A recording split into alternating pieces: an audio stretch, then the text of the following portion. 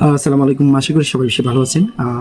এখন অবশ্যই বাংলাদেশে খুবই একটা রমরম একটা সময় চলতেছে, সেটা হচ্ছে গিয়ে ওয়ার্ল্ড যে ফিফা ওয়ার্ল্ড কাপ চলতেছে, সেটাতে আসলে বাংলাদেশের মানুষকে হিসাব করলে আমরা দুই ভাগে বিভক্ত করতে পারি। একটা হচ্ছে গিয়ে আর্জেন্টিনা ভার্সেস ব্রাজিল।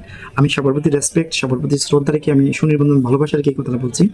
সেটা হচ্ছে খেলাকে কেন্দ্র করে যে পরিমাণ আমাদের দেশে মানে অরাজকতা কিংবা বিভিন্ন ধরনের মানে সমস্যার সম্মুখীন হয়, আমরা আসলে এটার কোনো ইয়ত্তা নাই।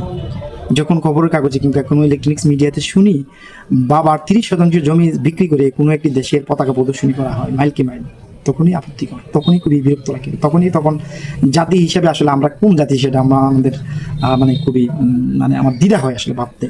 দেখেন, আমাদের দেশটা সুন্দর করার জন্য, বিউটি করার জন্য, ডেকোরেশন করার জন্য অন্য কোনো একটা দেশ এগিয়ে আসবে না।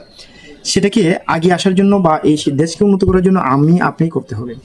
সুতরাং যদি শুনতাম যে 30% জমি বিক্রি করে, এখন যেহেতু মানে বৃক্ষরোপণ অভিযান চলতেছে, 1 লক্ষ গাছ দান করছে বা 1 লক্ষ গাছ কোনো একটা জায়গাতে লাগাইছে, এখানে যদি দেখেন 50% গাছও যদি বেঁচে যায়, তাহলে এটার ফুল ফল কিংবা এটার যখন অক্সিজেন দিবে মানুষের ফুসফুসটা খুবই ভালো থাকবে।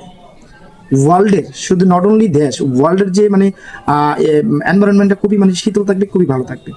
তখনই ভালো লাগতো যখন কোনো একটি অনাথ অসহায় মানুষের পাশে দাঁড়াইতেন, কিংবা কোনো একটা শিক্ষা প্রতিষ্ঠানে যেখানে কোনো একটা ফ্যান নাই, ফ্যানের পর্যাপ্ত ফ্যানের কারণে স্টুডেন্টস তারা পড়াশোনা করতে পারছে না, ওইখানে আপনি 2টা ফ্যান বা কয়েকটা ফ্যান আপনি ডোনেট করতেন, তাহলেই আমার ভালো লাগতো বা আমাদের ভালো লাগতো।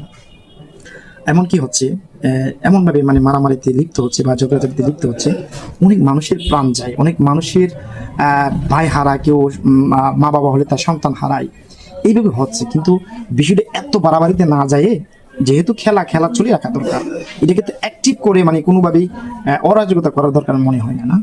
সুতরাং ওয়ার্ল্ড কাপ অবশ্যই এনজয় করবেন, আপনি অবশ্যই এনজয় করবেন। আপনার যে গন্ডি আছে, আপনার যে একটা লিমিটেশন আছে, এটার মাঝে থেকে করবেন। সুতরাং আপনি এমন কোনো কাজ করবেন না যে কাজটার কারণে পরিবেশের কোনো ধরনের ভায়োলেন্স হবে, মানুষের অধিকার হরণ হবে, এমন কোনো কাজ করা ঠিক হবে না।